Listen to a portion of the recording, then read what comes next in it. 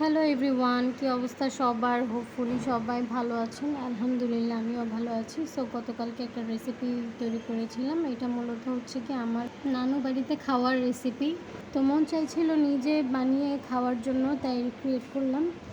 তো রেসিপিটা বানানোর জন্য ফার্স্টে হচ্ছে কি আমি প্যানের মধ্যে সামান্য কিছুটা তেল দিয়ে তেলটা ভালোভাবে গরম করে নিব। তারপর এর মধ্যে কুচো করা পেঁয়াজ দিয়ে দিব।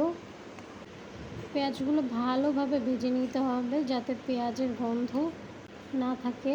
তো তারপর হচ্ছে গিয়ে আমি এর মধ্যে অ্যাড করে দিব আদা রসুন আর হচ্ছে পেঁয়াজ বাটা। আমি একসাথে বেটে নিয়েছি।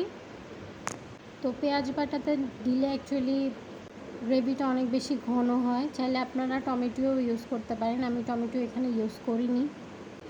তো আদা রসুন সেটা ভালোভাবে ভেজে এর মধ্যে কিছুটা পানি অ্যাড করে নিব।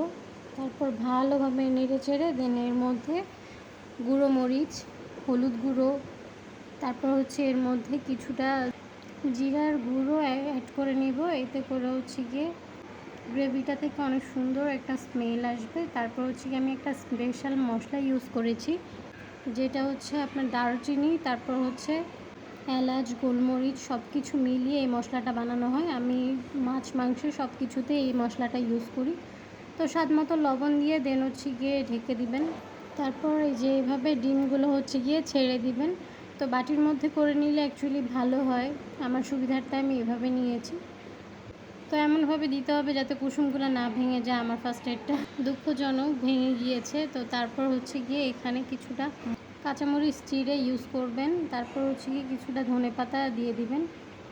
তারপর চুলাটা একদম লো ফ্লেমে রেখে দেন হচ্ছে গিয়ে ঢেকে দিতে হবে। হাই ফ্লেমে দিলে কিন্তু একদম ডিমগুলো ভেঙে যাবে। লো ফ্লেমে দিলে অ্যাকচুয়ালি কুসুম একদম ভেতর থেকে হয়ে যায়। তো তারপর ওইটা কিন্তু অনেক বেশি মজা হয়। তো এই তো আমার ডিমের তেলানি রেডি। এটা এক কথায় একদম শর্টকাট প্রসিডিওর আর অনেক বেশি মজাও হয়। সো ট্রাই করে দেখবেন। তো লাস্ট লুকিংটা দেখুন, জাস্ট মাশাআল্লাহ।